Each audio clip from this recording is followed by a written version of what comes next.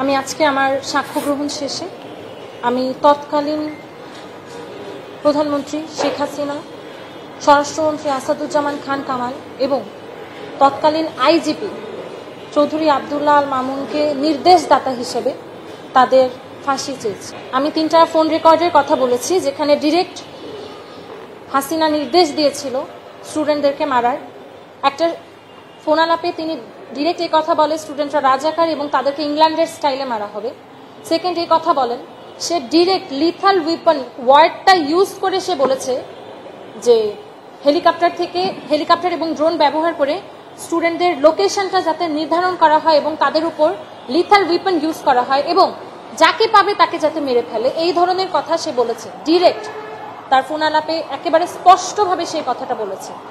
এবং যেহেতু তৎকালীন স্বরাষ্ট্রমন্ত্রীও এটার সাথে জড়িত ছিল এবং আইজিপি চৌধুরী আবদুল্লাহ আল মামুনও জড়িত ছিল, আমি 3 জনের ফাঁসি চেয়েছি।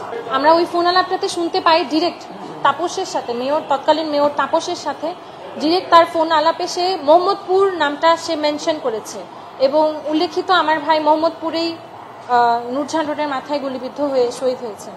তো এখানে আমি ডিরেক্ট বলতে পারি যে তার এখানে নির্দেশ ছিল এটা। কিভাবে মারা গেছে আপনার ভাই?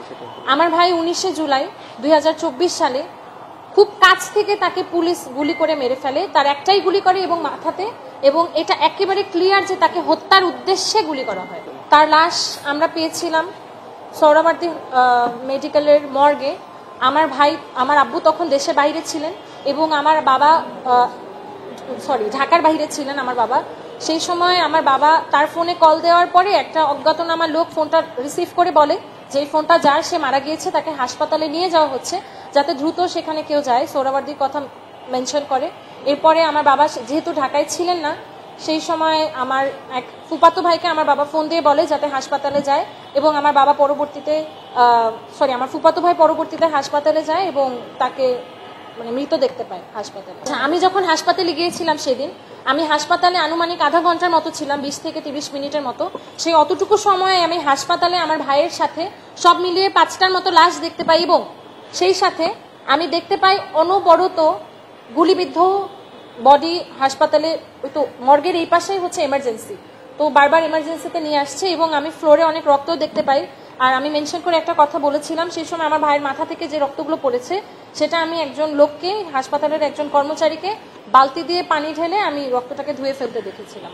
শেখ হাসিনাকে 3টা বিশেষণ অ্যাড করেছিলাম, যেটা নিয়ে একটা প্রশ্ন ছিল যে তাকে খুনি কেন বলেছি, সেটা আপনাদের সবার সামনে ভিজিবল বলে আমি মনে করি। যেহেতু এতগুলো ছাত্রের হত্যার দায় তার কাঁধে এবং সে এটা নির্দেশদাতা, অবশ্যই সে খুনি। এবং সেকেন্ড যদি বলি, সে স্বৈরাচারী কেন বলেছি, বিগত 17 বছর ধরে দেশে কি হয়েছে এবং কিভাবে সে নিজেই সকল ক্ষমতা গ্রাস করে বসে থাকার যে চিন্তাটা তার ছিল এবং সেটা সে করেছে, সেটা আপনারা সবাই জানেন, এটাও ভিজিবল। এবং থার্ড তাকে বলেছিলাম অবৈধভাবে নির্বাচিত সরকার। এটা কেন বলেছিলাম, বিগত 3 বার আপনারা কেউ ভোট দিয়েছিলেন কিনা এটা আমার আপনাদের কাছেও প্রশ্ন। ভোট কেউ দিতে পারেনি সে।